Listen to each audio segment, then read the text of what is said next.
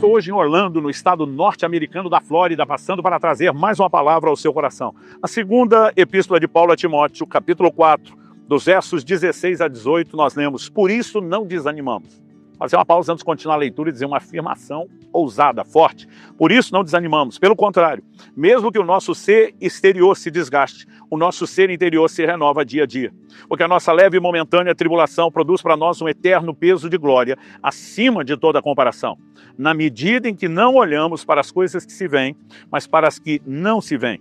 Porque as coisas que se veem são temporais, mas as que não se veem são eternas. O apóstolo Paulo, ele está falando dentro de um contexto de fé. No verso 13 do mesmo capítulo 4, segundo aos Coríntios, ele diz: tendo, porém, o mesmo espírito de fé. Como está escrito, eu criei, por isso falei. Mais adiante, o apóstolo Paulo, alguns versículos depois, volta a falar sobre fé. Quando em 2 aos Coríntios, no capítulo 5, no verso 7, ele diz: porque andamos por fé e não pelo que vemos. Então, essa declaração de não desanimar e de onde colocar os olhos, ela está dentro de afirmações anteriormente feitas, assim como posteriormente feitas, que envolvem o assunto da fé. E eu quero te dizer, Paulo está nos ensinando princípios de fé. Eu tenho aprendido com o tempo que a fé, ela tem uma confissão. A Bíblia fala sobre crer no coração, mas falar com a boca. A Bíblia também nos ensina que a fé tem uma ação. Tiago diz que a fé tem que ter obras, né? E ela nos mostra que essas obras não é apenas fazer o bem a alguém, mas é agir de acordo com aquilo que se crê. Mas eu tenho aprendido nas Escrituras que a fé tem uma visão. Sim, se por um lado, como diz Hebreus 11:1, a fé é a convicção de coisas que não se veem.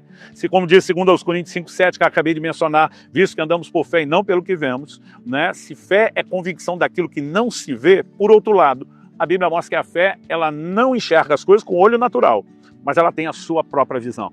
Porque em Hebreus 11:27, a Bíblia diz que Moisés ficou firme como quem vê o invisível. E todas as declarações ali estão sendo, né, precedidas pela frase, pela fé, a cada um dos patriarcas, até chegar Moisés, que é de quem está sendo dito isso. Então, pela fé, Moisés viu o invisível, porque a fé enxerga aquilo que o olho natural não pode enxergar. E é importante reconhecermos isso, porque, como disse no início, fé não é um passo no escuro. Quem está crendo sabe exatamente onde está pisando. Quem não crê e olha o que crer dar o passo em algo que é claro para ele, pode achar que ele está pisando no escuro. Mas a diferença é que quem crê enxerga aquilo que pessoas que não creem não conseguem enxergar. Se nós entendemos isso como parte da definição de fé, que embora ela seja a convicção do que não se vê, né, com o olho natural, ela, por outro lado, tem a sua própria visão no que diz respeito a uma visão ou percepção espiritual. Isso vai nos ajudar a entender por que é que Paulo fala de um ajuste da visão. Qual a razão pela qual Paulo diz nós não desanimamos? Né? Ele segue dizendo no versículo 17 aqui de 2 aos Coríntios 4, nossa leve e momentânea tribulação. Leve, momentânea, né? São adjetivos que Paulo usou de uma maneira muito intencional, porque mais à frente ele vai falar que elas produzem para nós um eterno peso de glória. Quando ele vai falar do peso, de um lado algo leve, de outro pesado, ele está usando a alusão da balança romana. E ele diz, tribulações no prato da balança não tem peso nenhum, elas são passageiras. O que realmente tem peso é uma glória que é eterna. Então Paulo está dizendo, a gente precisa saber onde é que vai colocar os olhos. E diz, nós não vamos focar naquilo que se vê, as circunstâncias, as tribulações, os problemas, porque isso é temporal, é passageiro. Hoje a situação está difícil, amanhã pode estar boa. Hoje você pode estar enfermo e amanhã testemunhando sua cura. Hoje você pode estar quebrado financeiramente, amanhã testemunhando como Deus mudou a sua sorte, você deu a volta por cima e está vivendo uma provisão divina. Talvez hoje você possa estar com um problema familiar sério e amanhã testemunhando de boca cheia, né, a restauração que o Senhor lhe proporcionou. Porque as circunstâncias, elas mudam, a vida é cíclica. Por outro lado, o inverso também é verdadeiro. Hoje você pode estar bem e amanhã enfrentando dificuldades em áreas que não está. Mas as circunstâncias, elas não são permanentes, elas não são imutáveis. Por outro lado, o apóstolo Paulo diz, em vez de olhar para isso, porque colocar os olhos nessas coisas desanima. Para Paulo sustentar a visão de não desanimamos, ele diz, tem que olhar para o lugar certo. Nós colocamos os olhos nas coisas que não se veem, são realidades espirituais. E diz, porque essas são eternas, são imutáveis, né? Aquilo que são as promessas, as realidades espirituais do que Deus falou a nosso respeito não muda. E nós precisamos, de fato, entender onde vamos colocar os nossos olhos. Uma boa definição de fé, para mim, né, diz respeito ao apóstolo Pedro, quando ele sai das águas ao encontro de Jesus. E ele mesmo disse, se és tu, manda-me ter contigo. Jesus diz, vem, ele saiu e andou. Quando as pessoas perguntam, pastor, dê uma definição de fé, além daquela clássica de Hebreus 11:1, digo, fé é olhar para Jesus na hora da tempestade. Mas quando me pedem uma definição de incredulidade, eu digo fé é tirar os olhos de Jesus e colocar na tempestade. Porque quando ele reparou no tamanho das ondas, na força do vento, ele abortou aquela manifestação sobrenatural, o milagre que ele estava vivendo começou a ruir. E ele precisa clamar socorro a Jesus para não perder aquela intervenção que havia começado. Isso me ensina que você precisamos aprender a colocar os olhos no lugar certo.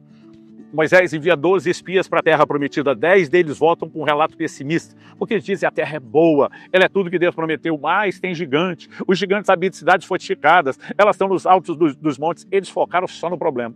Josué e Caleb, que eram parte dos 12, eles vêm com um discurso completamente diferente, eles estão dizendo, e daí que tem gigantes? Ausentou-se deles a sua segurança, o Senhor é conosco, nós não vamos temê-los, nós vamos consumi-los como pão. Quem de uma geração inteira que saiu do Egito rumo à terra prometida entrou? Só Josué e Caleb. Todos tinham o mesmo Deus, tinham as mesmas promessas, estavam diante dos mesmos problemas, mas a atitude desses dois era diferente, porque era uma atitude de fé. Pela fé, eles se enxergaram além do problema. Eles puderam vislumbrar a materialização da promessa, a concretização daquilo que Deus, por sua palavra, imutável, verdadeira, fiel, que não pode falhar, aquilo que Deus havia prometido. E a fé, ela se apoia na palavra de Deus. Assim como Pedro sai do barco, dizendo, quando Jesus disse para que ele ande, e Pedro andou sobre a palavra de Jesus, eu e você precisamos entender que o que é fundamento para a nossa fé, o que nos permite ver aquilo que o olho natural não vê, porque a circunstância ainda não mudou, é a nossa fé. Quando o profeta Eliseu estava em Dotã, 2 Reis capítulo 6, nos mostra a partir do verso 14, que o rei da Síria manda prendê-lo. Especificamente a partir do verso 15, a Bíblia diz que o moço do profeta, quando acorda e vê a cidade cercada de um exército, fica apavorado. Chega para ele já, ai meu senhor, o que faremos? Porque quem olha para as circunstâncias desanima. Mas Eliseu olha para ele e diz, ei, em maior número são os que estão conosco do que aqueles que estão com eles. A conta não bate na cabeça do rapaz. Imagina ele olhando para Eliseu, contando 1, 2, 2, 1, como é que nós podemos sair em maior número se é um exército inteiro cercando a cidade? Nesse momento, a Escritura diz que Eliseu faz uma oração. E a oração é, Senhor, eu te peço que o Senhor abra os olhos desse moço para que veja. O rapaz não era cego, mas ele enxergava só o que é natural, enxergava só o problema, só as circunstâncias. E a Bíblia diz, Deus abriu os olhos do moço. Aqui estamos falando de visão espiritual. E ele vê não apenas a volta daquele monte, mas do próprio Eliseu, carros, cavalos de fogo, exército angelical. Meu amigo, quando você enxerga a realidade espiritual, isso faz toda a diferença. Então, eu quero concluir te dizendo que eu e você convivemos com dois mundos. Duas dimensões, a natural e a espiritual. A Bíblia diz, pela fé entendemos que os mundos, plural, dimensões, aionios é a palavra no grego, foram criados pela palavra de Deus, de modo que aquilo que se vê, mundo visível, veio a existir a partir daquilo que não se vê, o mundo invisível. O natural, o tangível, o visível, veio a existir a partir do espiritual, que é invisível e é intangível. Isso significa que, embora a gente não sinta o mundo espiritual, não perceba pelos sentidos, ele é mais real que o natural, porque foi ele que deu origem ao mundo natural. Então, nós precisamos entender que ao conviver com dois reinos, muitas vezes temos duas verdades e elas podem colidir. A verdade natural dizia para o moço Eliseu, há um exército maior, vocês estão acabados. A verdade espiritual dizia, não, vocês têm livramento, vocês têm proteção e o exército está com vocês é maior do que o que está do outro lado. O que é a fé? A fé é uma espécie de portal entre os dois mundos, natural e espiritual. E nos permite, quando você enxerga por esse portal, o que é que Deus falou e prometeu, te permite passar para outra dimensão, agarrar a realidade que está do lado de lá, trazê-la, arrastá-la por meio desse portal. Obviamente estou falando aqui em figura, em alegoria, para que essa verdade se sobreponha à do mundo natural e é onde as circunstâncias mudam. Fé é mais do que otimismo, fé é mais do que pensamento positivo, fé é a capacidade de vislumbrar a realidade do que Deus falou, mas ainda não se materializou. Fé é a capacidade de não apenas visualizar, mas agarrar as verdades que visualizamos e trazê-las. Enquanto elas não passam a se tornar reais no mundo natural, nós ficamos firmes, agarrados a ela, até que essa circunstância mude. Isso é a definição do que eu chamo olhos de fé.